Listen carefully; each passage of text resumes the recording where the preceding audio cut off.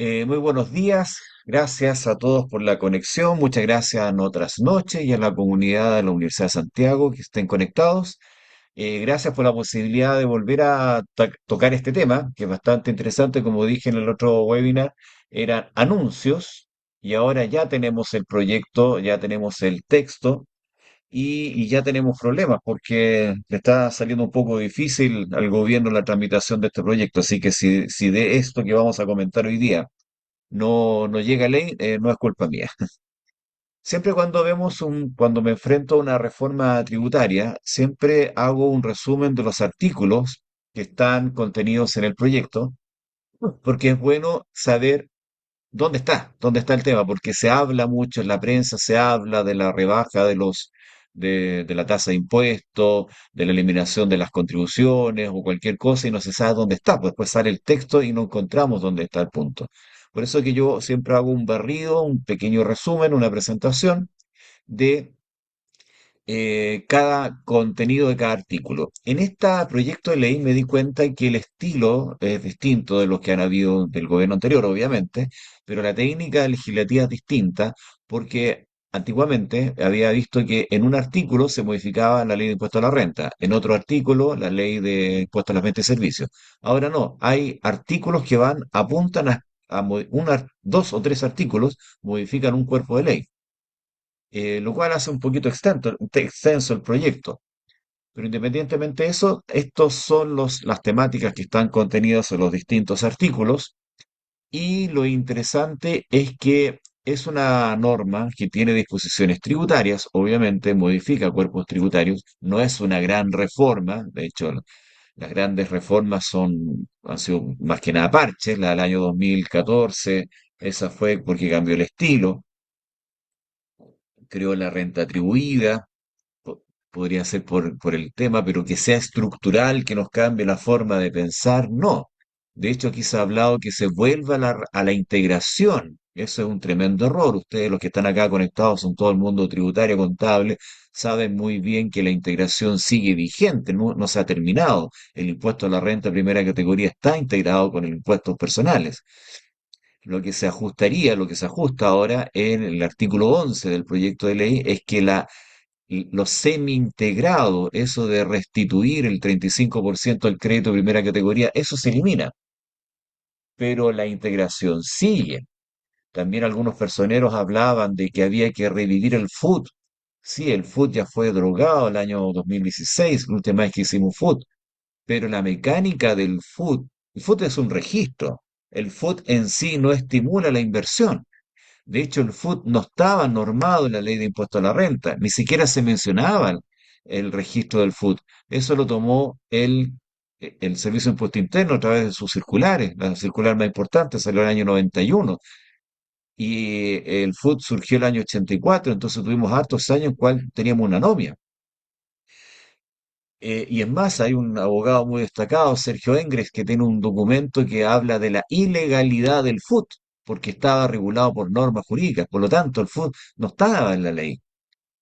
Eh, pero la mecánica de que los impuestos de primera categoría se dan como crédito en los impuestos personales y por ende hay que controlarlos, eso sigue vigente. Eso está en el SAC. Si queremos hablar de registro, está en el SAC.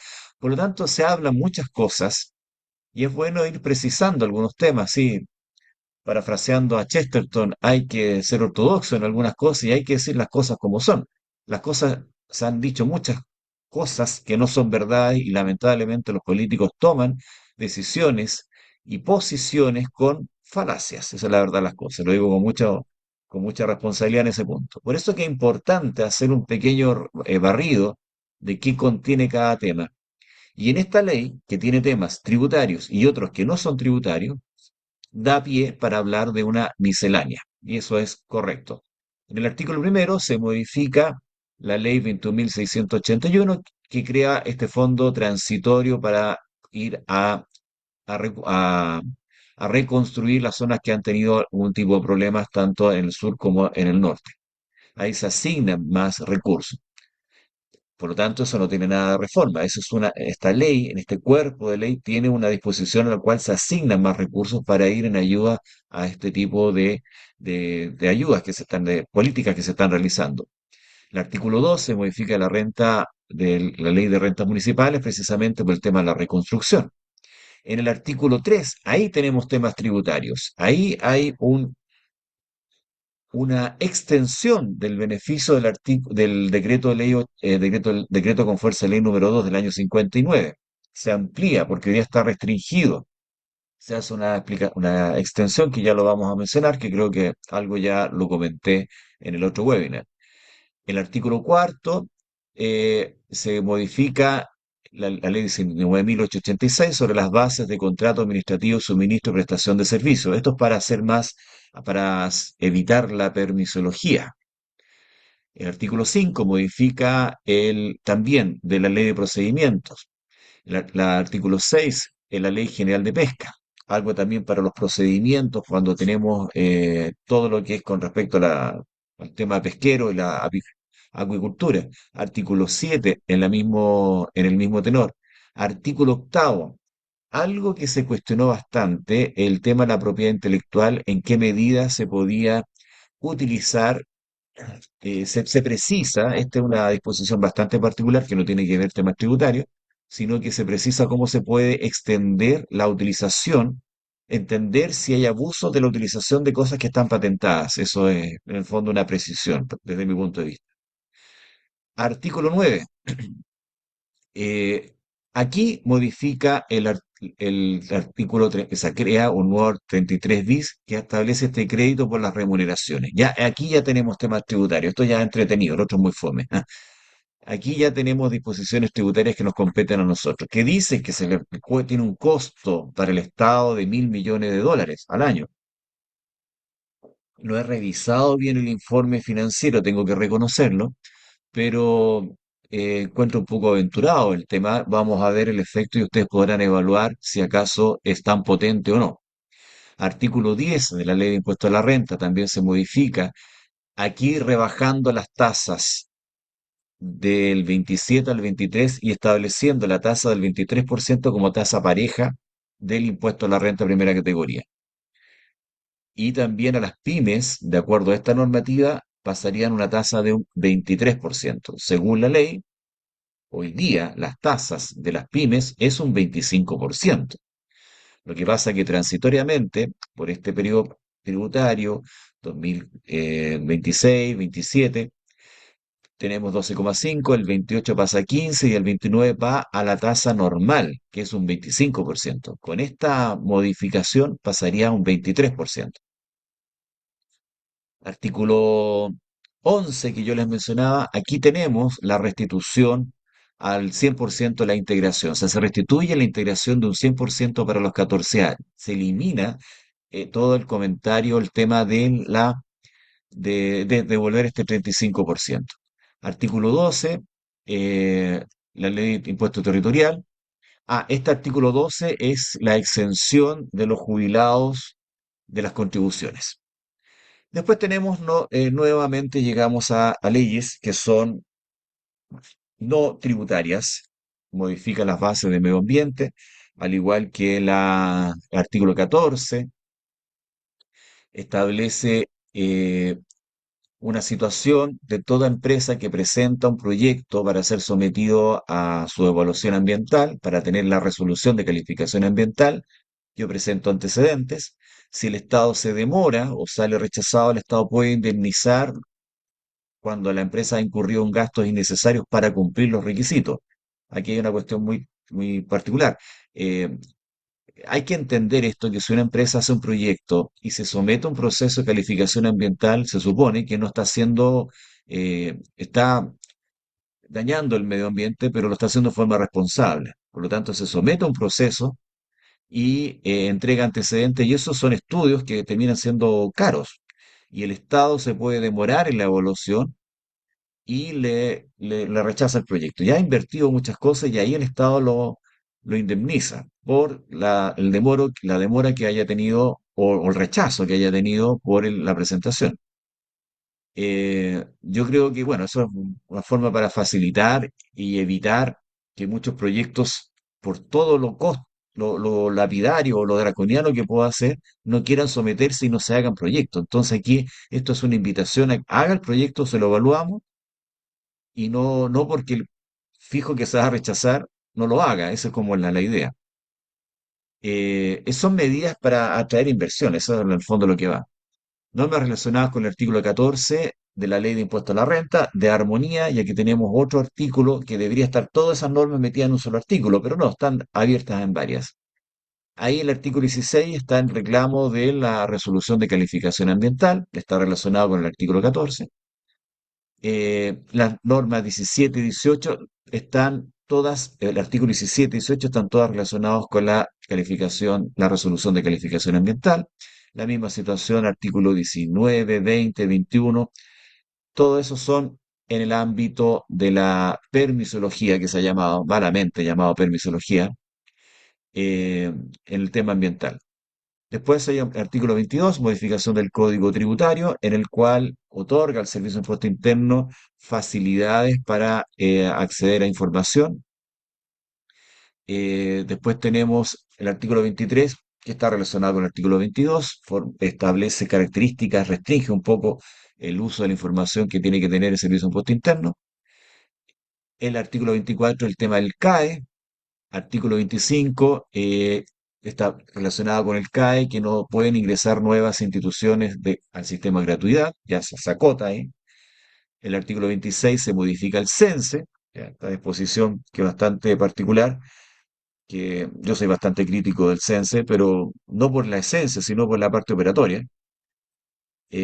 Artículo 27, también relacionado con el CENSE. Y después tenemos artículo 28, habla del artículo 5 de una ley, el artículo 29 realmente no lo entendí, así que no voy a referenciar. El artículo 30 contraviene gravemente el principio de probidad. Este es establece algo bastante importante, una norma muy particular, porque castiga a los funcionarios públicos que mal usan las licencias. Entonces, se contraviene gravemente.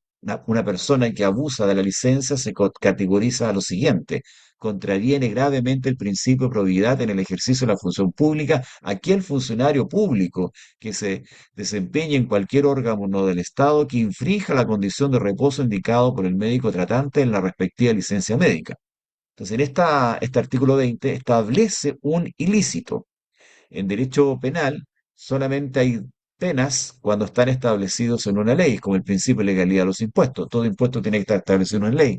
Al igual en el derecho penal, todo delito tiene que estar establecido en una ley. Por lo tanto, en este caso, el artículo 30 está creando un ilícito que contraviene gravemente el principio de probidad. Entonces, el delito que se está cometiendo es contra el principio de probidad. Una persona que infrinja el tema de la licencia. Yo lo llamo aquí a la reflexión. ¿Cómo es posible que en nuestro ordenamiento jurídico, un funcionario público, tipifiquen esta conducta? O sea, si tienes una licencia, tienes que ocuparla. Y esto surge por los patúos que tenían licencia y hacían mal uso de ello y pasaban una licencia. Entonces, pero lo hace todo el mundo. Sí, pero es que podrá pasar una vez, pecado venial, pero ya esto no estaba institucionalizado y según lo que se vio, eran licencias psiquiátricas y viajaban al extranjero. Entonces eso no puede ser. Entonces, lamentablemente tener que generar ilícitos por ese tipo de conducta habla muy mal de la probidad. Por eso que es un principio de la probidad. Después tenemos modificación de las ordenanzas de aduanas, otro tema de seguridad privada.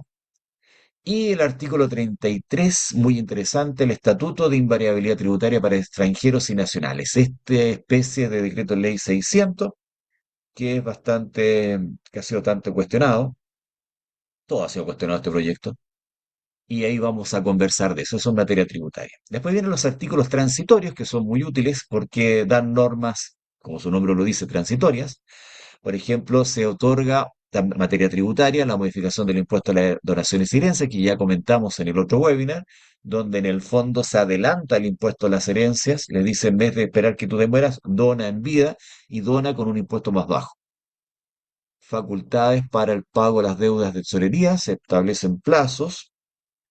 Eh, Después habla el impuesto a la... Ah, sí, el artículo tercero transitorio habla de este impuesto de la repatriación de las utilidades. Por lo tanto, si ustedes tienen el texto y después esto sale ley, y ustedes quieren saber las características de este impuesto de repatriación de utilidades, tienen que ir a las normas transitorias. Al igual que es una norma transitoria la que otorga la exención del impuesto a las ventas de las viviendas, del IVA. El artículo quinto transitorio está relacionado con la rebaja del impuesto del 27 al 23%. Eso va a ser progresivo. El 2026 la tasa se mantiene, 27 baja, 28, 29 y ahí ya queda en un 27, en un 23%. Y el, también ahí habla de la rebaja de las tasas del impuesto a la progresividad de la rebaja de las tasas con respecto al PPM y otras cosas más. Y en el décimo transitorio se establece un ISFUT, que en este caso va a ir contra el FUR y contra el STUT. Entonces este se va a llamar ISFURSTUT. Así se va a llamar este nuevo incentivo. Esa es la visión panorámica de todas las disposiciones que habla esta norma. No habla de la devolución del IVA por los remedios, que fue la propuesta del PDG, no habla de otras cosas. Esto es lo que es y es lo que se está tramitando en el Congreso. Bien, vamos a hablar no de las normas de permisología, de seguridad, sino que vamos a hablar del tema tributario. Me voy a referir en lo más que pueda, comentar lo que ya es proyecto de ley. No se olviden que el webinar anterior era solamente especulaciones y hablando sobre la base de recortes de diarios. Ahora ya es un documento bastante robusto, bastante interesante en el análisis el informe financiero. También viene un anexo donde establece los caracteres teóricos, o sea, los fundamentos teóricos, normativos, teóricos en el fondo, que sustentan el proyecto. Bueno, todo eso se lo meten bajo el brazo los políticos porque al final se los miran feo, les gusta bien, no les gusta. No discuten el trasfondo técnico, sino negocios políticos nomás. Pero bueno. eh, entonces, ¿qué es lo que vamos a comentar? Vamos a hablar del artículo tercero, que habla de la modificación del decreto ley 8, decreto ley número 2 del año 59, disposición que se anunció. ¿Qué fue lo que quedó al final? No olvidemos que el decreto con fuerza número 2 del año 1959 era parte del proyecto del plan habitacional que el gobierno de don Jorge Alessandri estableció para estimular el mercado de viviendas. Ustedes comprenderán que el año 59, a inicio de los 60, el mercado de capitales chileno prácticamente no existía, no habían instrumentos de ahorro y la gente que tenía dinero no tenía dónde invertir. La bolsa era muy incipiente, no había mucho movimiento y había un déficit habitacional importante. Entonces, qué es lo que hace la autoridad? Utilizando el tema tributario como una herramienta para estimular las conductas de los inversionistas, establece esta disposición en el cual toda persona que explote una vivienda, explote en el fondo sacándole renta, que la única forma que es a través del arriendo, no pague impuestos. ¿Cuáles son las características de estos? Casas que tuvieran cierto tamaño, inicialmente, una vez escuché, no he visto el texto original, pero, o quizá el proyecto, hablaba que hubieran 6 camas en la casa, obviamente una medida muy arbitraria. Después se puso metros cuadrados, se objetivizó a 120 metros cuadrados, habitables. Ustedes saben que existe el concepto habitables y no habitables. Habitables donde se puede morar. En el fondo eso es, si yo tengo un balcón, una logia, si esa logia tiene ciertas características, por ejemplo, tiene un techo que es transparente, pasa el aire, yo no puedo dormir ahí, por lo tanto no se entiende un territorio extendido. Pero si le pongo techo oscuro, luz, muy hermético, pasa a ser una extensión de la casa, igual que los balcones de las casas, de los departamentos. Si yo le pongo ventanitas, los cierro, pasa a ser una extensión, un aumento del espacio habitable. No es que yo no duermo ahí, bueno, pero podrías, podrías. Hasta 140 metros cuadrados habitables. Eso es lo que se ha objetivizado. Ese es el criterio. Los materiales de construcción no es requisito. Se habla de viviendas económicas, pero no tiene una connotación, para ser de FL2, de los materiales de construcción, sino el metraje. Eso es lo que más utilizan, el metraje. ¿Me siguen escuchando con eco? Bueno, espero que no. El metraje. No así los materiales de construcción. Por ejemplo, la ley Pereira, la antigua ley Pereira, y un diputado de apellido Pereira, que vivía en la casa del Palacio Pereira, ahí era ese caballero, en el año 1950 y tanto, creo, perdón, 40 y tanto, salió esa ley, pero que también generaba ingreso no renta y exención de impuesto a la herencia a viviendas que tenían características materiales, aparte metros materiales, las materiales de construcción eran requisito para hacer ley Pereira. En este caso no, solamente el metraje. Bueno, el tema es que hoy día la norma nos dice que solamente pueden aprovechar el hecho de no pagar impuestos, y ahí siempre he tenido la duda si es una renta exenta o ingreso no renta.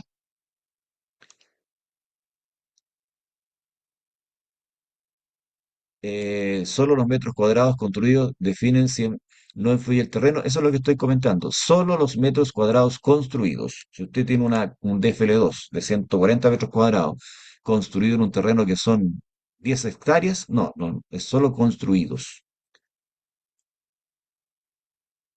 Entonces, teniendo esas características, personas naturales pueden impetrar este beneficio hasta dos viviendas.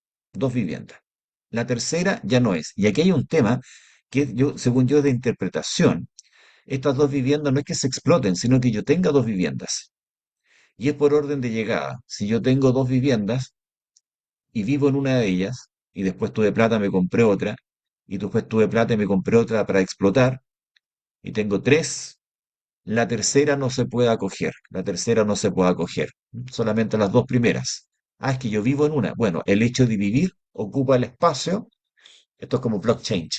Ocupa el espacio y pierdo. Entonces, tengo dos viviendas de las cuales una vivo, no exploto, la segunda sí la exploto, esa de ingreso no renta, no, no declaro, y la tercera soné.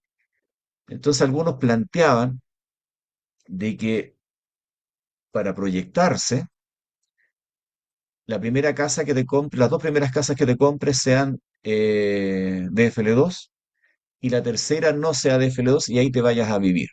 No sé cómo podrás hacer eso en la vida, pero escuchaba a un inversionista, un asesor de inversión inmobiliaria que planteaban eso. Si tú tienes visión de ser inversionista en inmuebles, cómprate dos de FL2 al tercero y explótalo y vive en la tercera. Y no sé cómo lo podrás hacer, pero bueno, esos son los consejos que dan algunos asesores. Pero ese es el tema, que si yo compro las dos primeras, yo tengo dos de FL2, los dos primeros puedo impetrar el beneficio, el tercero ya no. ¿Y qué pasa si yo vendo uno? Se corre, de ahí se va corriendo. Eso es lo que está vigente hoy en día. Ahora, ¿qué es lo que nos dice? Lo que está establecido acá en azulito. Lo que lo puse al final como un resumen. Las dos primeras casas no paga. A partir de la tercera voy a pagar una tasa de un 5% como impuesto único. Entonces permite una tributación reducida a contar de la tercera vivienda de FL2 que comillas tenga el contribuyente. Estas son frases mías, no, no aparece así en el texto, están así para que se entiendan el tema. Permite la tributación reducida a contar de la tercera vivienda de FL2 que tenga el contribuyente. ¿Ya? Yo tengo dos, la cual yo vivo, la otra se la presté a mi hijo y la tercera la voy a explotar. Bueno, por tener dos DFL2 que no los estás explotando, eh, la tercera, que la vas a explotar, tendrías que pagar un 5%. Entonces uno podría decir, bueno, entonces me voy a vivir en la tercera casa, arriendo la primera, donde yo me casé, y la segunda se la cedo a mi hijo. Bueno, eso ya es un orden que ustedes puedan hacer y eso ya escapa de este webinar que solamente le estoy planteando lo que dice el proyecto de ley. Lo otro ya entra para otro webinar. A contar de la tercera vivienda, pero detalles, detalles. Si no es tan fácil esto, me voy a vivir a tercera vivienda, pero la tercera vivienda no tiene que superar 90 metros cuadrados. O sea, si ya nos cuesta meternos en 140 metros cuadrados, imagínense meterse en 90 metros cuadrados. En muchos departamentos de un ambiente, dos ambientes que tienen, son con cocina americana y todas estas cuestiones que son caja de fósforo, Yo siempre digo, en la mañana abrimos la ventana, entra el sol y tenemos que salir porque no cabe el sol y nosotros no caben dentro de la casa. Pero esas son las que se pueden acoger a esto. La tercera vivienda se afectaría con un 5%, pero no pueden superar 90 metros cuadrados. ¿Ya? Eso es lo que se plantea.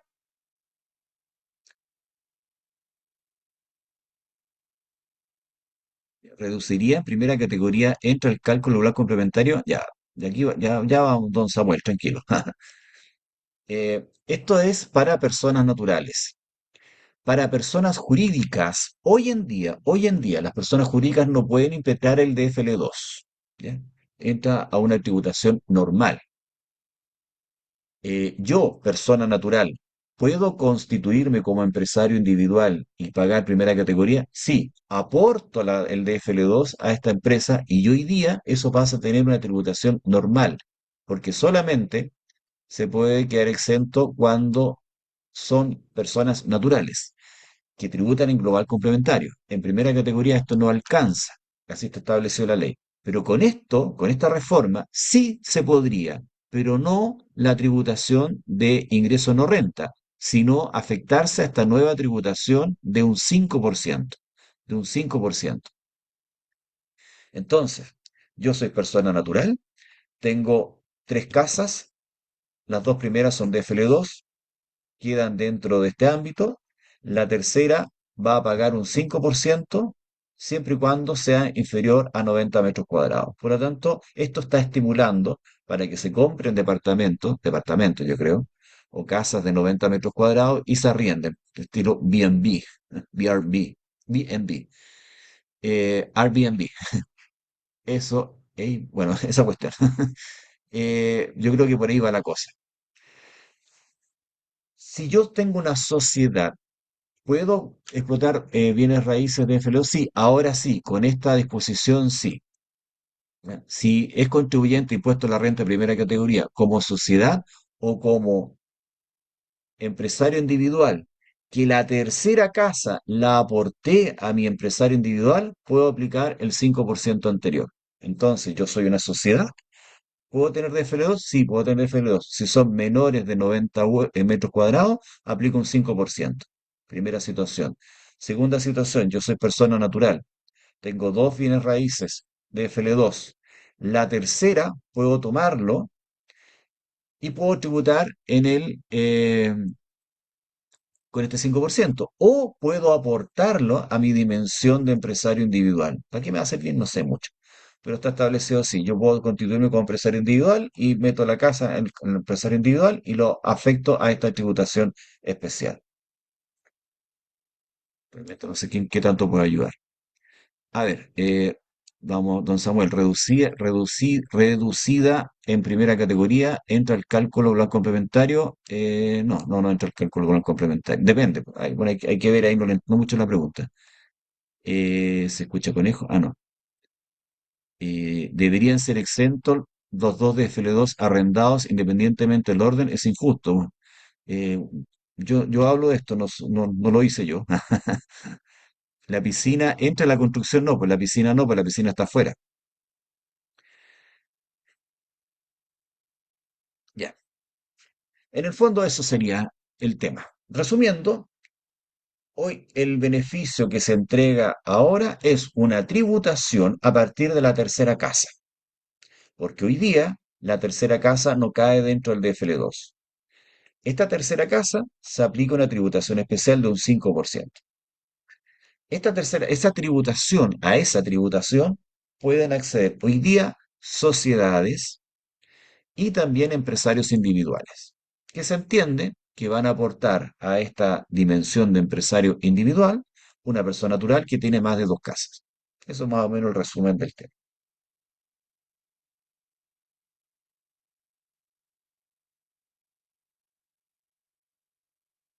Vámonos a ver ahora otro artículo, el artículo 9, que tiene connotación tributaria. Este es el crédito por pago de remuneraciones que la señora Evelyn dijo que no servía para nada, que solamente era un costo grande para el Estado. No sé, no tengo antecedentes para decir que sí o no. Se trata de un crédito calculado sobre el monto de las remuneraciones efectivamente pagadas. Y aquí viene un requisito bastante importante. Aquí viene el sentido de lo que se está estableciendo es para estimular la contratación formal. Si hay una persona, un pajarito por ahí que tiene gente que no, que trabajadores que les paga en negro, como decía antiguamente, se les paga bajo la mesa, se le paga nomás, sin ningún, porque la persona no quiere que le hagan descuentos previsionales, porque una señora que si recibe sueldos, eh, pierde los beneficios del marido, no sé, no juzgo, eso yo no lo puedo aprovechar como gasto. Entonces no tiene mucho sentido. Si tengo gente informal, no lo aprovecho como gasto porque no le estoy pagando un contrato. Aquí lo que se está considerando solamente la planilla oficial que usted tiene de trabajadores va a tener un crédito. Ese es el beneficio. ¿Qué es un crédito? En la presentación anterior yo tenía un cálculo ahí de matemático para mostrar que el efecto a nivel de estado de recaudación era neutro, pero sí había un problema versus crédito versus subvención. La subvención es que el Estado entrega dinero a las personas. Hoy día el Estado no tiene caja, por lo tanto la subvención no era buen negocio para el Estado. Por lo tanto, la figura del crédito, pese que a muchos el Colegio de Contadores decía que era muy engorroso, que se iba a perder el beneficio, que se postergaba, eh, sí, se posterga todo lo que ustedes quieran, pero ese es el mecanismo que se adoptó. ¿Quiénes son los que pueden acogerse a esta disposición? Los contribuyentes 14A o 14 de 3. No de 8 porque los de 8, bueno, de 8 no, solamente de 3, porque no les sirve el crédito. Y el monto, porque no tienen crédito, no pagan primera categoría. ¿Y cómo se determina? El monto del crédito es un 15% sobre las remuneraciones mensuales individuales. Yo no sé si realmente el 15% de las remuneraciones equivalen a 1.000 millones de dólares al año, no lo sé. Ahora, ¿se aplica sobre todas las remuneraciones? No. Se aplica sobre las remuneraciones que no superen 7,8 UTMs. Se aplica un 15%. El 15% se aplica 100% a toda remuneración que no supere 7,8 UTMs. Entre 7,8 y 12 se aplica una fórmula. O sea, no se aplica el 15% total, sino que se aplica un porcentaje del 15%. Y toda remuneración que supere las 12 UTM no se le aplica el beneficio. Por lo tanto, este beneficio solo se aplica para las remuneraciones de 12 UTM. Por favor, ustedes hagan el cálculo de la UTM, no la tengo acá ahora, pero háganlo mientras tanto. Entonces, los que están entre las remuneraciones que están entre 7,8 y 12 UTM van a aplicar un porcentaje que no es el 15%, se empieza a achicar.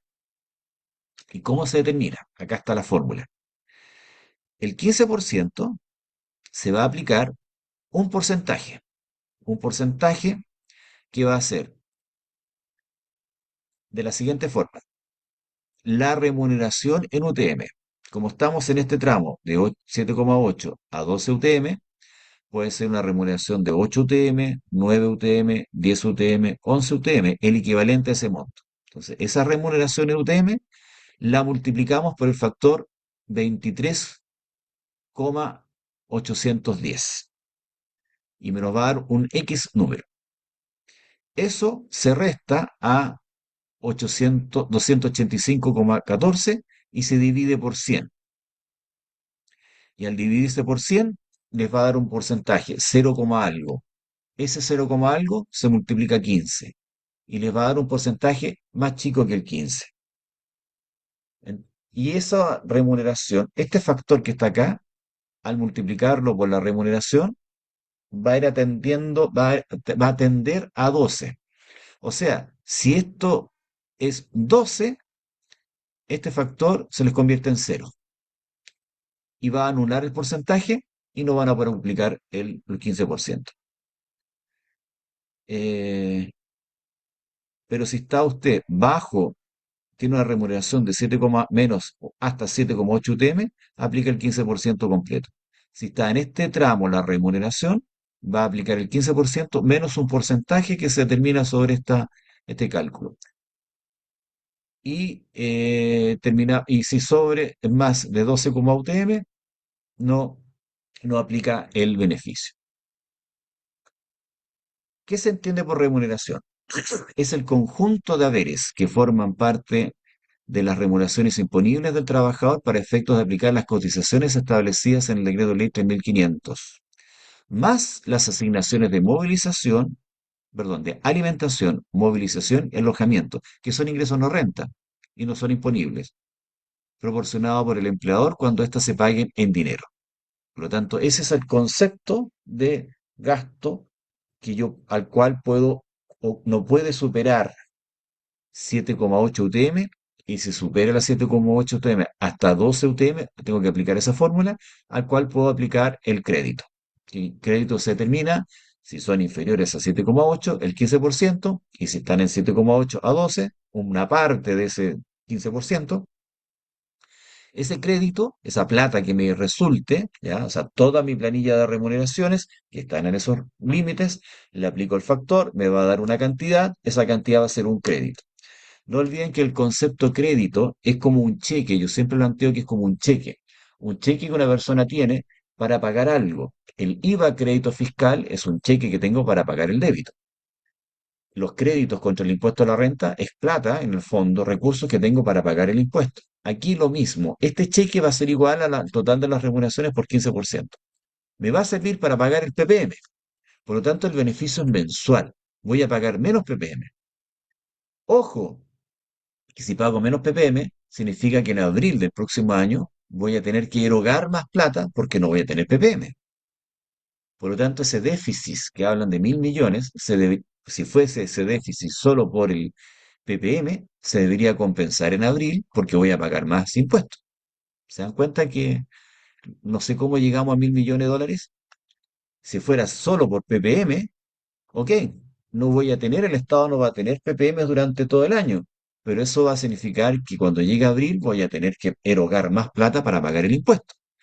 Ahora, si el impuesto es más chico, el Estado me hubiera tenido que devolver ese ppm. Al final, para el Estado era lo mismo.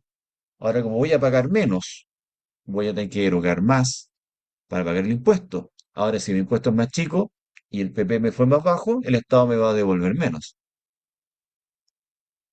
Si no lo ocupo para ppm o no tengo que pagar ppm, lo puedo imputar contra el débito fiscal del IVA. Ya, eso es distinto, eso sí es recaudación. Porque si tengo que pagar, tengo un débito de 1 millón y tengo crédito fiscal de 700.000 pesos, voy a tener que erogar 300.000 pesos. Lo- eh, Porque los 700.000 pesos es lo que yo ya pagué, lo que yo ya erogué, y ya el fisco vio lo que hizo con esa plata, con mi crédito fiscal. Por lo tanto, tengo que erogar 300.000 pesos. Pero como tengo este crédito, que supongamos que son 200.000 pesos, voy a erogar solamente 100. Y si tengo que pagar 300, si este crédito son 400, lo que supera, lo puedo ocupar con impuesto a la renta primera categoría. O sea, ese es todo el derrotero que tengo que hacer. PPMs, débito fiscal. Si no tengo débito fiscal porque no soy contribuyente de IVA, se me va el impuesto a la renta. Y ahí está. Si no hay ppm, eso es lo que yo le planteaba. Si no hay ppm, se aplica el impuesto a la renta. Y si no hay IVA, bueno, se pierde. Ahora, no, no se pierde, se arrastra para ejercicios futuros. Y se va a aplicar esto a contar del mes siguiente de la publicación de la ley. Así como está la negociación, espérense sentados porque esto va para largo. Así que sale esto. Se ha criticado mucho esto, realmente no sé por qué no les duele tanto, ¿no? No veo. La gran crítica que se hace a esta reforma, y es bastante lógico, y que lo resaltó el Comité Fiscal Autónomo, es que se rebajan la carga tributaria y obviamente el Estado lo va a recaudar. Entonces yo rebajo la carga tributaria esperando recaudar más por el crecimiento. Entonces están diciendo de que esta rebaja va a requerir un crecimiento que cuadra con el crecimiento que se ha proyectado. Ahí va a quedar compensado. El Comité Fiscal Autónomo no dijo lo contrario, dijo de que si esto baja y aumenta la producción, el PIB, como dice el gobierno que debería subir, estaríamos bien, pero dudan que se vaya a lograr eso, que vaya a generar ese incremento. Ese es el punto de atención que puso el Comité Fiscal Autónomo. Eh, no dijo que esto estaba totalmente financiado, sino que se dudaba que se iba a hacer tan efecto. Entonces, esto es una apuesta que se está haciendo, una apuesta que es bastante peligrosa, diré yo, pero es una apuesta.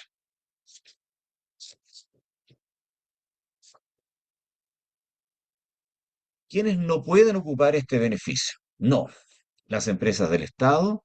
Si usa dolosamente el crédito fiscal, se aplican las sanciones del número 4 del artículo 97 del Código Tributario, es decir, del 100 al 300% del valor defraudado y va encima con presidio menor en su grado máximo, que significa 3 años y un día hasta 5 años. O sea, si alguien utiliza este crédito y la gente no tenía la remuneración, se me imagina de esa manera, eso es dolosa, o sea, con la manifestación positiva de infringir daño, de mentir, se puede ir preso.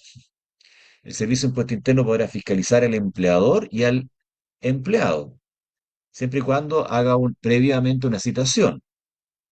Y previa citación, podrá denegar el uso del crédito o solicitar su restitución si el contribuyente no ha entregado la información en el proceso de fiscalización. Entonces, ¿qué es lo que dice esto?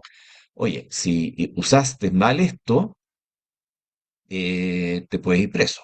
Ahora el Servicio de Impuesto Interno me puede fiscalizar, tanto al empleador como al empleado. No sé qué van a fiscalizar al empleado. Al empleado seguramente le van a preguntar, ¿realmente firmaste el contrato? ¿Eres legal? Yo creo que por ahí iría la cosa. Y si yo presento los antecedentes, me citan y yo no presento los antecedentes, automáticamente el impuesto interno, habiendo citado anteriormente, obliga a la restitución de el menor impuesto pagado, el menor PPM, o el menor PPM una tontera, porque después tengo que pagarlo la renta, pero bueno, el IVA, ahí sí, el IVA y el impuesto a la renta que se dejó de pagar con este cheque que yo les mencionaba. Y es incompatible con otros beneficios que bonifiquen el costo de las remuneraciones, como por ejemplo el antiguo decreto ley 701. Eso es lo que habla del crédito por pago de remuneración.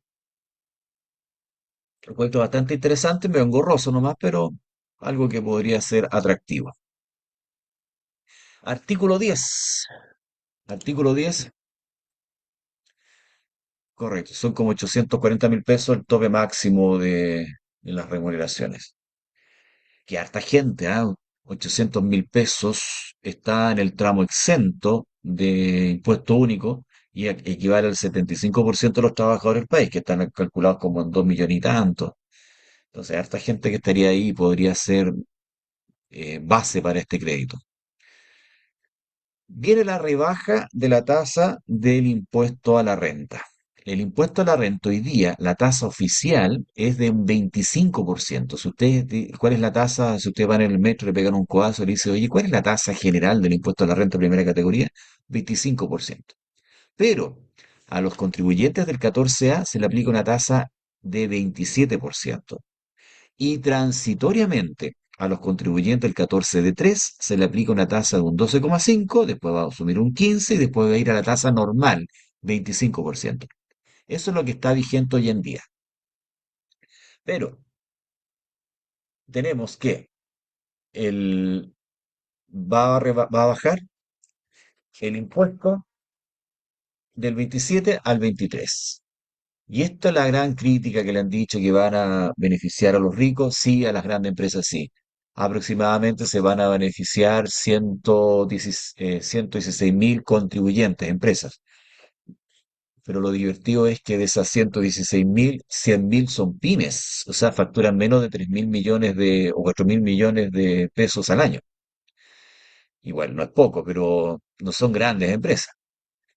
Y ellos están amarrados porque no cumplen los requisitos o porque quedan absorbidos porque tienen una empresa relacionada que es 14A y hay pymes que están en este tema. Por lo tanto, objetivamente, se puede decir que la gran empresa La gran empresa, no son tan gran empresa, esta empresa tan grande comparada con esta pequeña empresa. Esta es la gracia del dibujo. La gran empresa, la pequeña empresa. La 14 de 3, acá hay hartas pymes que están pagando este impuesto. Por lo tanto, a ellos les bajaría la carga tributaria. Y las 14 de 3 en rigor, del 25, que es oficial, si ustedes van al 14 de 3 les va a aparecer esta tasa de un 25, baja un 23 para quedar igual que en el otro lado. Pero este es el problema, po, porque las 14 de 3 tienen otra tributación, una tasa transitoria. Esta rebaja va a ser paulatina, eso es lo que está establecido en el artículo transitorio. En el si saliera la ley ahora, en este año, el 2026 no tendría una rebaja, sería un 27%. En el 2025 bajaría un 25,5%, en el 2028 un 24%, para el 2029 quedarían un 23%. En el caso de las pymes, se mantiene lo que está establecido, que tienen tasas transitorias de 12,5 para el 2026, 2027, 2028 sube un 15% y el 2029 sube un 23%. ¿Mm? Y eso es lo que la Multigremial y la Conapyme están alegando, que están pidiendo de que se mantenga la tasa del 12,5. Yo creo que va a pasar, ¿sí? Más encima que ya en esa, y si no sale ahora, saldrá una ley más adelante, si ya esa fecha vamos a estar cerca de las elecciones, yo creo que va a ir. No me complicaría mucho en ese sentido. Ah, pero ¿dónde está la expectativa? Bueno, ese sería el tema de la rebaja de las tasas. Y el artículo 10, que tiene dos patitas, modifica el artículo 14, A y B, de 3. Y otra disposición del artículo 10 es este tema del artículo 107. El artículo 107 es un artículo muy simpático que yo, de estos 30 años de docencia más o menos, sí, ya vamos con 30 más o menos, o 28 por ahí, he estudiado y cuando trabajaba en una empresa auditoria también me interesaba mucho el impuesto al mayor valor en enajenación de acciones. Hasta el año 2001, si uno compraba y vendía acciones, era importante saber si éramos habituales o no, porque si éramos habituales, pagábamos un impuesto de primera categoría en carácter de único, que en ese tiempo era un 15%. Y si éramos no habituales, se aplicaba primera categoría y global complementario, una renta ordinaria, que es lo que yo llamo. Y eso era una debilidad del mercado de capitales. Siempre se hacían análisis FODA al respecto y se planteaba que esto era una debilidad del mercado de capitales. Y nuestro mercado de capitales en el año 98, la bolsa tuvo un tremendo bajón. Bueno, dicho sea de paso, en la década de los 90 la bolsa fue lo que más creció. Me acuerdo que en el año 92 había unos fondos de inversiones, renta variable, que tiene una rentabilidad anual de un 80%, o sea, maravilloso. La AFP estaban metiendo plata en los mercados de capitales, había mucha inversión, el país estaba creciendo un 8%, todos felices. Pero pagaban impuestos por el mayor valor en la enajenación de acciones. Llega el año 2001 y sale la ley 18.780, que era la ley contra el combate a la evasión y la elusión tributaria, y se crea el artículo 18 ter. El artículo 18 ter, que si no me equivoco fue publicado en febrero del año 2022, estableció que el mayor valor en la enajenación de acciones, 2002, perdón, 2002, me corrí 20 años, 2002, escucha que ha pasado tiempo, generaba una renta que no pagaba ningún impuesto, una renta exenta. Y eso generaba que en el global complementario tenían que pagar impuestos. O sea, perdón, que formaba parte de la base imponible, no es que pagar impuestos, que formaba la base imponible y podría tener alguna carga tributaria. Quedó la tole tole y después salió otra ley, la 19.800, si no me equivoco, con fecha 29 de abril del año 2002, donde insertaba una frase nomás que decía el artículo 18 ter, y no se declarará. Entonces técnicamente quedó como un ingreso no renta. Y desde ahí se generó este incentivo, este beneficio en el cual en el mercado de capitales, si compraba y vendía acciones, acciones que tenían presencia bursátil, o sea, tenían bastante movimiento, no pagaba impuestos. Después, en el año 2012, si no me equivoco, surge el famoso 107, artículo 107, y se crea un título especial en la ley de mercado de capitales, perdón, la ley de impuesto a la renta, sobre mercado de capitales, y ahí se establece este ingreso no renta, en la práctica, del mayor valor en la generación de acciones. Se consideró un beneficio, bla, bla, bla. Después, en el año 2020, sale se forma la comisión, 2021 realmente, pero en 2020 sale la ley, la 21.007 no me acuerdo ya los nombres, los números, la ley que surgió de la Comisión Briones. La Comisión Briones eran 18 economistas que se reunieron para analizar un informe que emitió el Fondo Monetario Internacional y la OCDE, no, la OCDE no, junto con el Banco Interamericano, donde hablaban de la posibilidad de aumentar la recaudación eliminando exenciones y beneficios tributarios. Y era un informe bastante copy-paste de mi punto de vista, porque consideraban beneficios tributarios el leasing. ¿Ya? Después salió ley, artículo 37 bis, si no me equivoco, que duró nada. Sí, impuesto interno mandó una circular por eso, pero una improcedente, se eliminó. Pero salió esta ley y que estableció la rebaja, exenciones tributarias. 2000, y esas exenciones tributarias, 2022, perdón, creo que 2022 creo que fue, eh, eliminó una serie de exenciones y beneficios tributarios. Y uno de ellos fue este famoso artículo 107, que no lo dejó como un impuesto único de un 10%. En un principio era un 15, era un 5% y después subió un 10%. Después las indicaciones, la negociación en la Cámara, el Congreso, y después se eliminó una cuestión con los market makers, que es algo muy específico y que yo lo trato en mi curso de Mercado de Capital en el Magíster, y nos estamos toda una semana hablando, o sea, dos clases hablando de este tema, de los market makers y este artículo. El cuento corto es que hoy día el artículo 107 genera una renta especial que se afecta con un impuesto único de un 10% y tiene un montón de complicaciones operativas, porque el corredor que participa en la intermediación de una acción con este régimen tiene que retener el impuesto, tiene que retener este 10% determinado sobre la utilidad. Si no puede determinar la utilidad, tiene que retener un 3%, no, ya no me acuerdo el porcentaje, del precio de venta. Y hay otras disposiciones que si el contribuyente solamente tiene este tipo de tributación, no tiene otras rentas, no hace la declaración de impuestos. Se podía aplicar este beneficio, se aplica para todos los inversionistas, salvo a los inversionistas institucionales, es decir, la AFP, las compañías de seguro, los bancos que operan en el mercado de capitales, ellos siguen teniendo un ingreso no renta.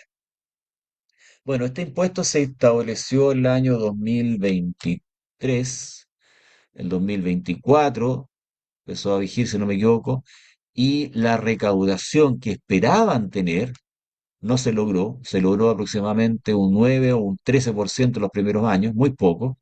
Por lo tanto, fue un fracaso. Si el objetivo era aumentar la recaudación, no se logró. Solamente generó ruido e incomodidad en los inversionistas, porque si compran y venden acciones, 107 tienen esa complicación que tienen que pagar este impuesto y es incómodo. Es la verdad las cosas que es incómodo. Bueno, el punto es que estando en esta situación, se pagan estos tributos y, y nada que hacer, pues, hay que pagarlo. Pero con esta disposición se elimina. ¿Para qué? ¿Va a generar una reactivación? ¿Va a generar un efecto importante en la bolsa? Yo creo que no, yo creo que no. Se van a dejar de percibir esto. Va a ser una bolsa más perfecta, va a ser más atractiva para futuros inversionistas, pero la bolsa va a seguir funcionando. Ustedes saben que la bolsa, hay una bomba, pasa una cosa en otro país y acá la bolsa se cae, así que es más sensible para otras cosas, y a su vez pasan cosas en otro país y aquí la bolsa sube. Es más permeable la de la economía internacional a que le pongamos o no le pongamos impuestos. Se dice que el mercado es profundo, y creo que realmente el desconocimiento de los inversionistas. Y también no hubo mayor recaudación porque los que realmente mueven la bolsa son los inversionistas institucionales, pues, y ellos no pagan impuestos. Por lo tanto, esta disposición oficialmente establece vuelta atrás sea, no vuelta atrás, sino nuevamente instaurar el carácter de ingreso no renta al artículo 107. Y por eso se eliminan los números 6, 7, 8 y 9 que tenían relación con este tema de las retenciones que les mencioné.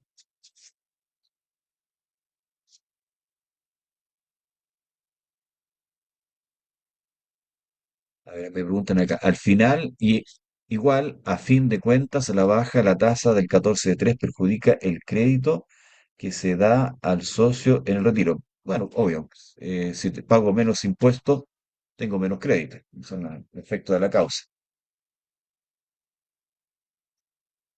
Artículo 11 modifica el artículo 14 de la Ley de Impuestos a la Renta. Ajustes de la renta líquida, se ajusta el artículo 14 porque este artículo 11 lo que hace es volver a elimina la restitución. Ajusta la renta líquida, la ley de impuesto a la renta para eliminar la mención de la restitución del 35% del crédito impuesto a la renta de primera categoría contra el impuesto a la complementario. Eso es lo que hace. Establece coherencia esta eliminación con el artículo 38 bis, el artículo 74, número 4, si no me equivoco, el tema de las retenciones, y el artículo 38 bis que habla de los impuestos, impuestos del término de giro. Entonces ahí cuando el término de giro se aplica el crédito que está en el SAC y que tiene derecho a restitución, se hace un ajuste, como ya no se hace esa devolución, se modifican esos artículos. Y se elimina el número 3 del artículo 58 de la Ley de Impuesto a la Renta, que establecía que dentro de la base imponible de impuestos a los complementarios había que restituir el 35% del crédito. Por lo tanto, con esas disposiciones es que se vuelve al 100% la integración. Perdón, el número 3 del artículo 56 es lo que llama el alambrito, que establece un crédito contra el impuesto global complementario cuando los contribuyentes dueños de un 14 de 3 han percibido dividendos superiores a 310 unidades tributarias anuales. Algo súper específico, solamente si tienen retiros sobre 200 millones de pesos de una sociedad 14A, hay que hacer un ajuste matemático para eliminar, fruto del tema de la restitución. O sea, la restitución generaba una debilidad ahí, una carga tributaria excesiva que se modificó con eso. Todo eso desaparece, todo eso desaparece. Así que si prospera esta disposición, se elimina este tema de la restitución gracias al artículo 11 de la ley que estamos comentando. En el artículo 12 está la exención de los contribuyentes a mayores de 65 años. ¿Ya? Se incorpora nueva letra F a las disposiciones de las rentas municipales que dice bienes raíces de propiedad de personas naturales de 65 o más años de edad, siempre que esta vivienda este bien sea la vivienda principal. Ese es el título del tema. Si hay copropiedad, se impetra si los dueños son personas naturales y uno, a lo menos uno, reside en el bien raíz y tenga a lo menos el 50% de la propiedad. 505 me equivoqué, el 5 es se me fue ahí el 50% de la propiedad. Si fue adquirido por herencia, cuando el porcentaje de copropiedad no sea inferior a 25%. Y aquí quiere decir esto. Lo importante es que el beneficiario sea dueño del inmueble. Si la señora es dueña del inmueble y tiene más de 65 años, queda exento. Si los dos cónyuges están viviendo en el bien y los dos son dueños de la propiedad, es importante que el que va a utilizar el beneficio, ¿sí?, queda exento porque están los dos viviendo ahí. Ahora, si el que está viviendo es la señora, que tiene más de 65 años, y están viviendo en una casa que adquirieron por herencia, lo importante es que la señora, la persona que tiene 65 años, haya adquirido el bien en el 25%.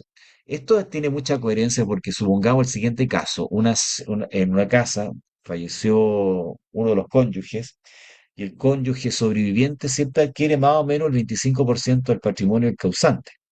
Por lo tanto, establece los mínimos que pueden utilizarse para entender el dominio del bien.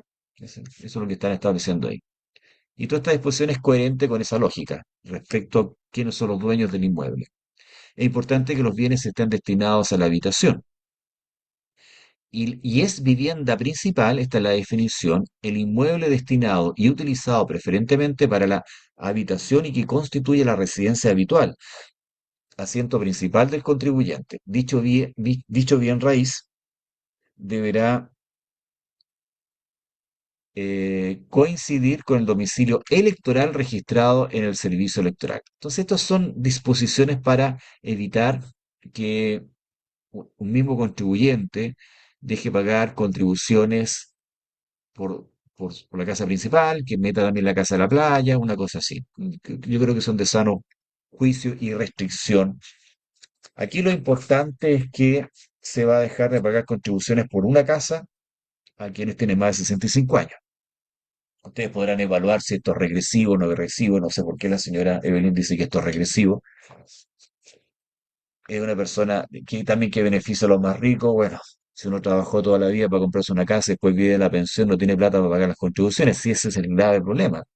Y si no, apliquemos lo que dijo el señor de Gregorio, que los que ya estábamos jubilados, vamos a una casa más chica. O sea, trabajaste toda la vida para vivir en una casa más grande y después te tienes que ir a una casa más chica.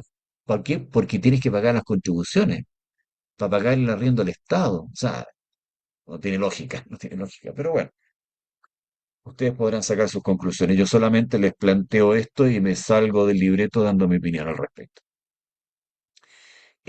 Me salté varios artículos del 12 al 22 porque no tienen relevancia tributaria.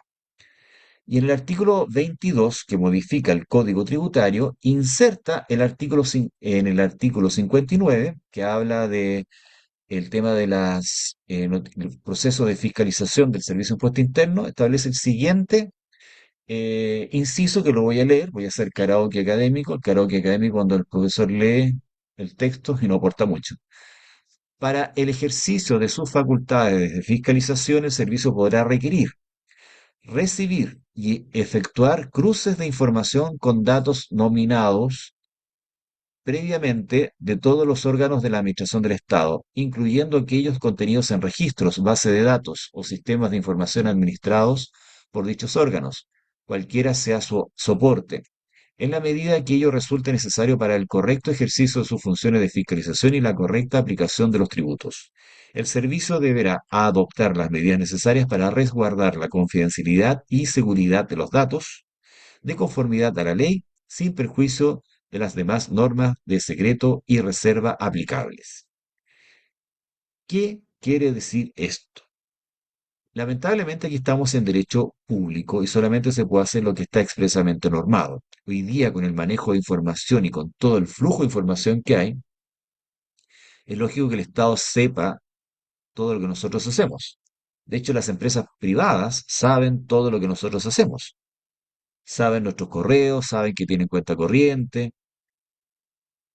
y los delincuentes utilizan la información para saber lo que ustedes hacen. De hecho, les voy a contar una infidencia. Hace 2 semanas atrás me llama un ejecutivo de seguridad de un banco diciendo que yo había tenido movimientos anormales y había pedido un crédito y me consultaba si me había llegado un correo a tal correo.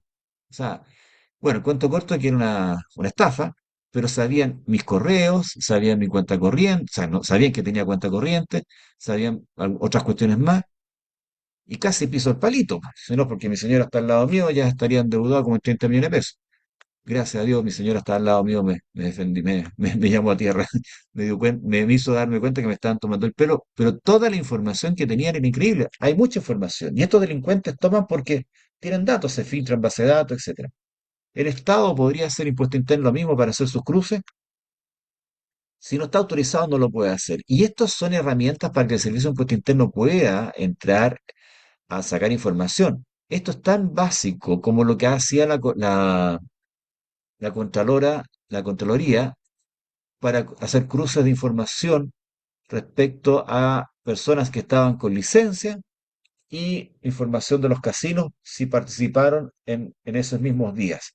O personas que estaban con licencia y hablaban con la dirección de aduana o la policía, la PDI, si habían salido del país. Cosas tan sencillas como eso, cruzar datos. Y esto le están dando esa facultad al servicio para poder intercambiar, hacer estos cruces, que es bastante sano, creo yo. Bueno, señora Cecilia está de acuerdo conmigo. Sí, es increíble. Yo también trabajé toda mi vida, tengo una jubilación y las contribuciones de mi casa. Claro, bueno, ahí va. ¿Sería regresivo, señora Cecilia, que usted le eximan de contribuciones? Yo creo que no. Sería justicia. Bueno, volviendo a este tema, el artículo 22, tenemos facilidades para que el Servicio de Impuesto Interno opere más modernamente. Del artículo 22 nos vamos al artículo 33. Nos saltamos varios artículos porque son muy fome. La invariabilidad tributaria. Este tema, yo este dibujito se lo pedí a ChatGPT para que poder hablar de ilustrar la invariabilidad. Y aquí creo que eso está bastante claro. Aquí tenemos una empresa, un contribuyente que está supeditado a las variables tributarias. Entonces parte con un negocio teniendo cierta carga tributaria. De repente el país, fruto de una catástrofe, nos aumenta la carga tributaria. Para el terremoto del año 85 se estableció el impuesto a los combustibles en forma transitoria, quedó permanente. Para el año 2010 también hubo algunos aumentos de impuestos, para la PGU aumenta el impuesto y también hay impuestos que se quedan para la reforma. Entonces, durante la vida de un contribuyente, el Estado puede estar pidiendo distintas variaciones tributarias, que son justificables, pero para un inversionista que quiere tener un horizonte, le hace complicado. Y ahí surgen las invariabilidades, que es una verdadera institución en la legislación comparada tributaria, donde el Estado tiene una carga tributaria y se mantiene estable. El Estado se compromete por ley a garantizar un cierto comportamiento tributario. Y para el inversionista, esto, que los pesitos sean del mismo tamaño, es importante. Es importante porque así sabe los flujos. Sabe que si va a ganar tanto, esto es lo que va a tener que pagar. Ahora, si yo sé que voy a ganar tanto, pero hay factores imponderables como un terremoto, un daño natural, que me van a aumentar el costo tributario, me afecta los flujos. Por lo tanto, la invariabilidad es una oferta que se hace para dar certeza. Eso es lo que en el fondo da. ¿Certeza para qué? Para que los contribuyentes puedan manejar su rentabilidad de sus proyectos, puedan proyectarlos. Esa es la lógica de la invariabilidad. Bueno, como les decía, ahora estoy escribiendo también en el Dínamo y el día 5 de mayo, ustedes pueden ir al Dínamo, ahí está la página donde pueden ir la dirección, publiqué un artículo sobre este tema, la invariabilidad tributaria versus atracciones de la inversión, una evaluación crítica, ese era el título. Desde mi punto de vista, la invariabilidad es una oferta que se hace para atraer a los inversionistas, pero los inversionistas, más allá de la invariabilidad, que le juega en contra, porque yo ofrezco invariabilidades cuando la tasa es pareja, o sea, perdón, es un poquito más alta de la normal. Yo sacrifico carga tributaria por estabilidad en el negocio. El antiguo, esto no es nuevo para nosotros, en el año 74 se estableció el decreto de ley 600, yo les comenté en el otro webinar, donde se ofrecía la invariabilidad a los inversionistas extranjeros, 100% extranjeros, ahora también pueden ser chilenos, y se le ofrecía una invariabilidad de un 49,5. Y yo les contaba que para retirar capital había que esperar 10 años y para retirar utilidades había que esperar 5 años. Después se rebajó eso al capital 5 años y la utilidad se generaba un año y yo la podía retirar al año siguiente. Después se modificó y podía retirar de inmediato. Todo eso fue porque en la década de los 90 empezamos a tener, y a finales de los 80, muchos dólares, a dólares suficientes y por lo tanto no había problema en que los capitales ingresaran y salieran. Antes amarrábamos 10 años los dólares en Chile porque necesitábamos dólares. Em, y eso, como les digo, era una carga tributaria mucho más grande que la normal, un 35%, y en ese tiempo el impuesto a la renta era un 10%. Pero los inversionistas extranjeros castigaban de un 35 a un 49,5 o después de un 35 a un 42% para tener esta estabilidad. Eh, Pero lo importante es que haya una rentabilidad en el país, pues. Si los inversionistas van a venir acá, ok, me das esa tasa, la tengo amarrada, pero me interesa tener mayor rentabilidad. Los permisos que sean rápidos y que haya donde invertir. Hoy día me contó una conocida que su marido trabaja mucho en el rubro inmobiliario y dijo, mira, este edificio se está terminando, se cierra, se termina el edificio, la inmobiliaria se va, cierra. ¿Y por qué cierra? Porque Chile no es atractivo para la inversión inmobiliaria. O sea, todo lo que se está haciendo es para incentivar la construcción y otras cosas más, pero las inmobiliarias se están aburriendo de Chile y se están yendo. Entonces yo creo que el eje tiene que estar ahí.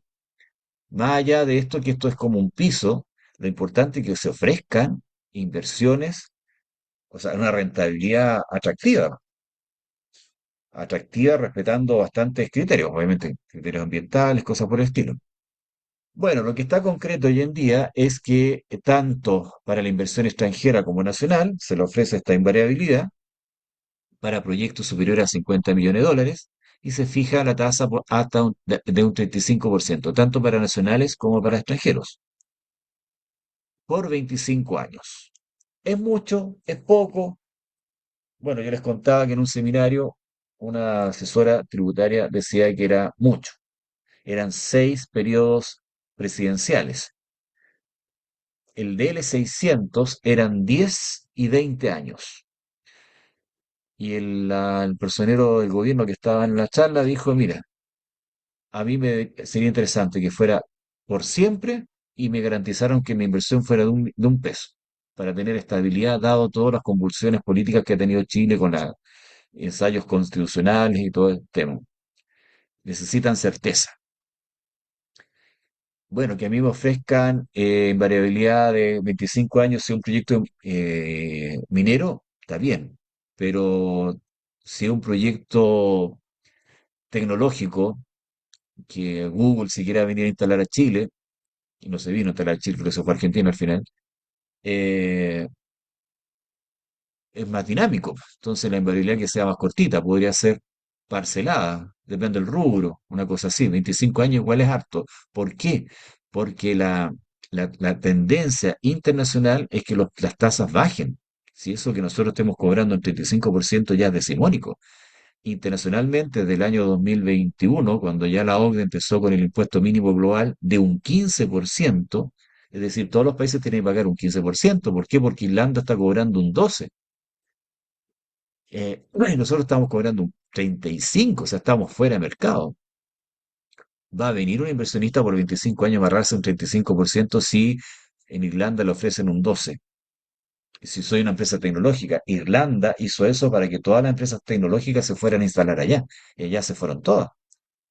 Chile podría decir lo mismo, no sé. ¿Qué atractivo le podemos dar a una empresa que venga a Chile el cable que tenemos con China? No sé, yo creo que esa es la discusión que uno debería mostrar para vender el país. En la década de los 80, no, 70, 80, se hablaba mucho de las ventajas competitivas de Chile. Y las ventajas competitivas de Chile eran la agricultura, potenciamos la agricultura. Pero hoy día la agricultura ya está más ocupada, teníamos el litio, ya pues el litio ya salió un tremendo yacimiento de litio en Estados Unidos, o sea que ya el litio ya pasó, no pasó peor que el salitre, por lo menos el salitre alcanzamos a explotarlo, acá el litio no alcanzamos ni a explotarlo.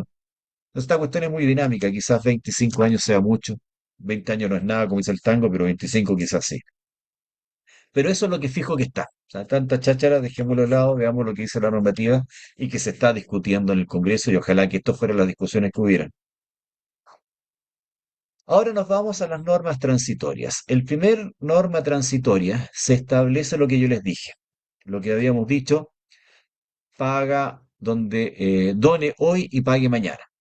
En vez de esperar que se muera el causante, dona los bienes ahora y la tabla del impuesto a las donaciones es igual a la tabla del impuesto a las herencias, o sea, la misma cuestión.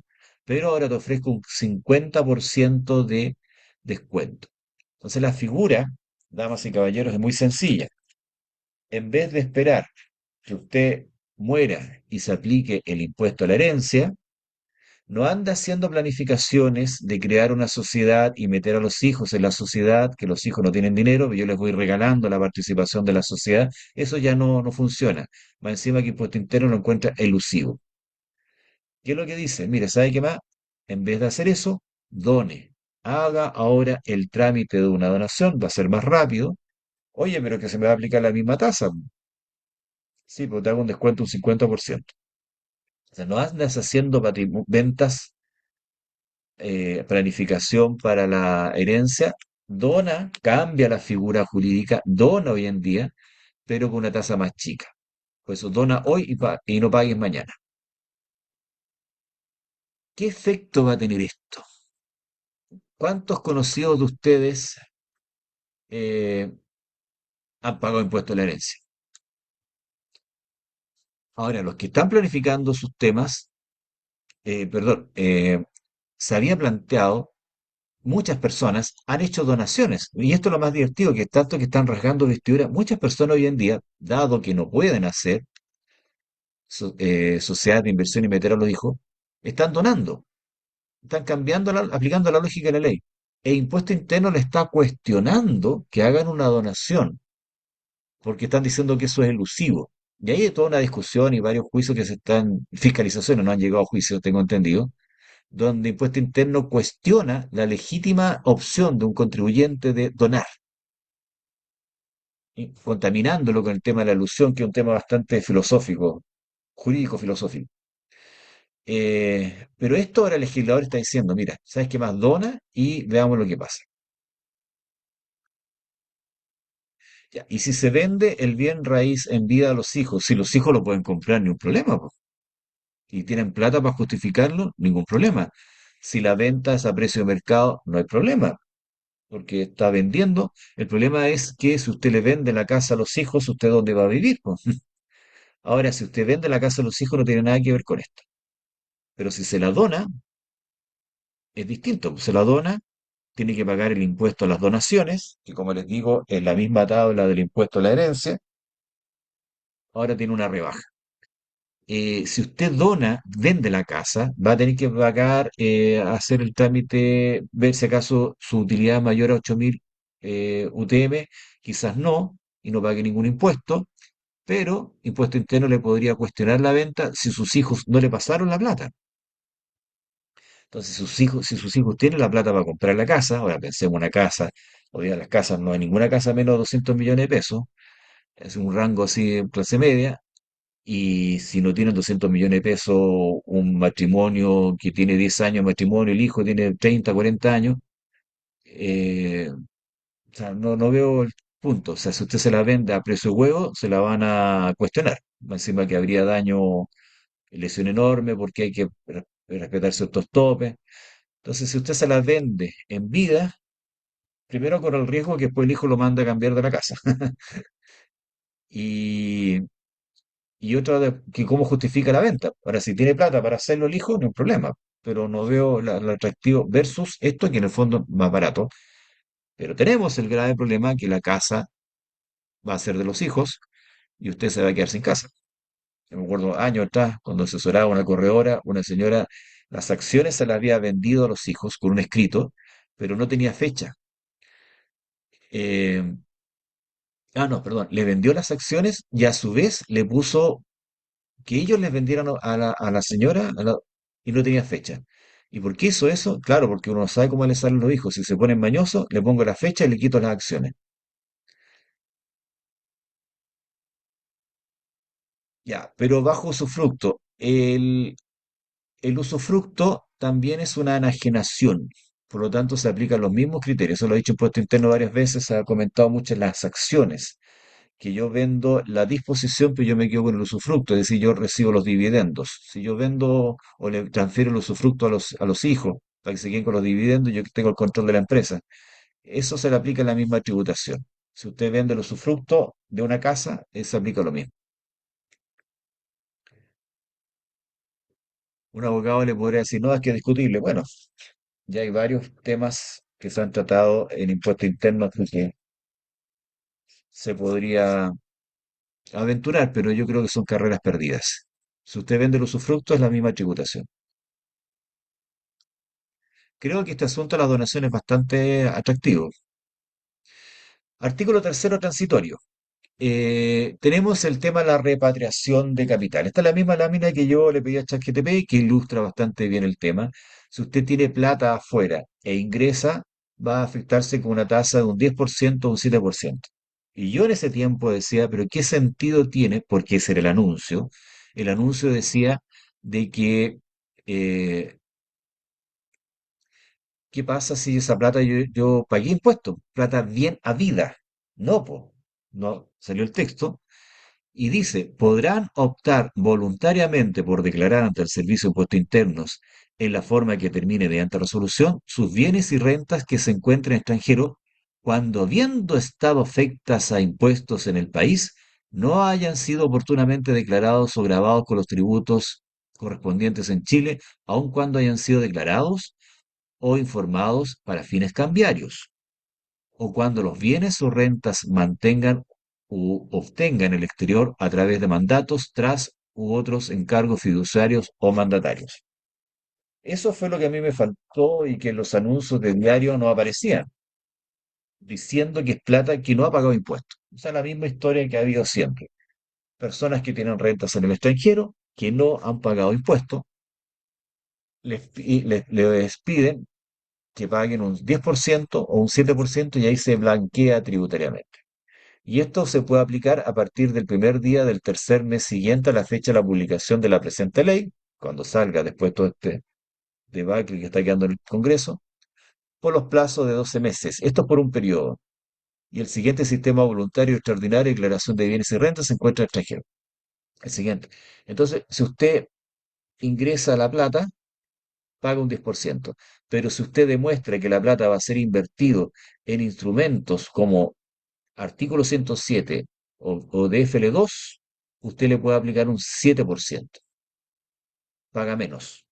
Y si después bandidamente vende las platas, porque tiene que mantener las platas en un lapso, las vende antes, le cobran la diferencia del impuesto. Eso es como el sucinto, el mecanismo. Paga el 10%, se olvida de nosotros. Paga un 7% si se compromete e invierte efectivamente la plata que trajo en ese tipo de bienes. Y ahí tiene menos tributación. Pero es para plata que no han pagado impuestos en Chile, que es lo que a mí no me quedaba claro, lo encontraba muy particular. Entonces, impuesto en la repatriación.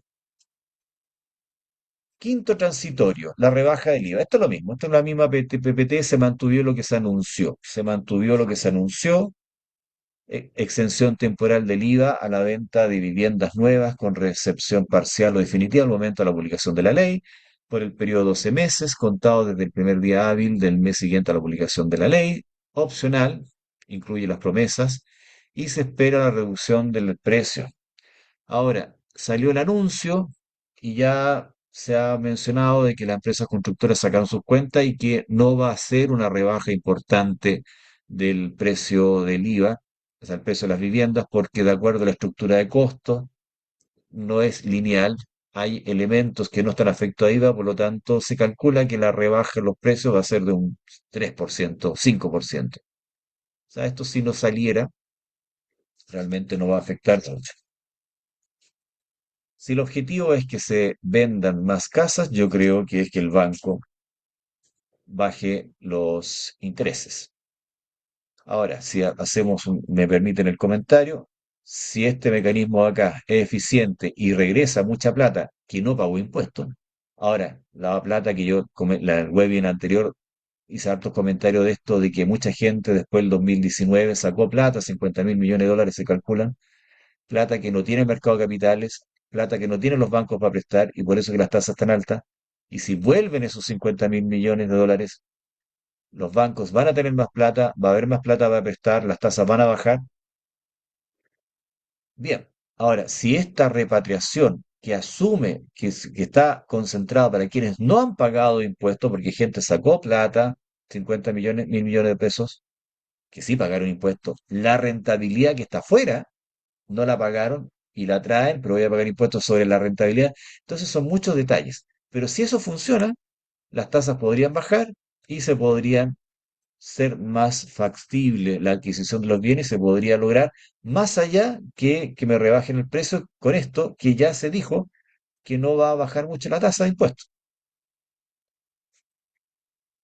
Y lo último, que me parece que en el otro webinar había quedado como una propuesta, una promesa, no había visto mucho antecedente, pero esto ya es una disposición también transitoria del artículo 11 que habla de un impuesto que se va a calcular sobre el FUR o el STUT. FUR es el Fondo de Utilidades Reinvertidas, un mecanismo que existió en Chile hasta el año 2016. ¿En qué consistía esto? Yo tenía una sociedad en la cual yo era socio, persona natural, y hacía un retiro. Hacía un retiro y antes de 20 días esa plata no la consumía, sino que la invertía en el aumento capital de una sociedad o compraba acciones de primera emisión de una sociedad. Es decir, la plata yo la retiraba de una sociedad para invertirla en otra. No la consumía, sino que la invertía. Por eso se hablaba de reinversión. Se sacaba plata y se invertía al otro lado.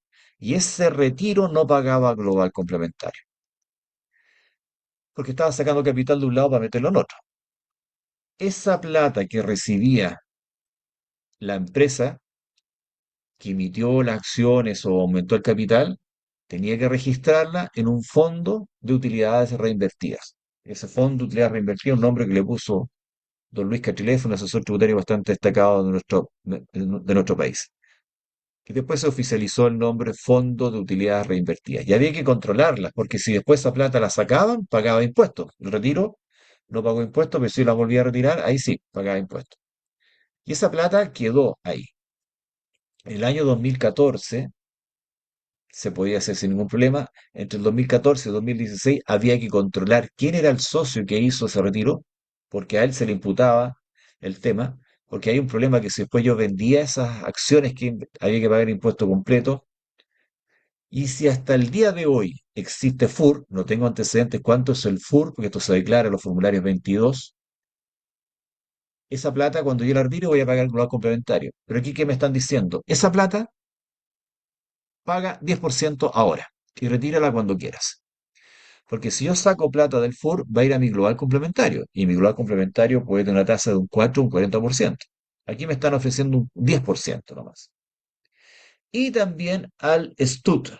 El STUT es la utilidad que viene no del FUR, sino de las utilidades generadas antes del año 2016. Ya estamos hace 10 años con esta cuestión. Platas que se generaron hasta 2016 que todavía no han sido retiradas. Y puedo pagar un 10%.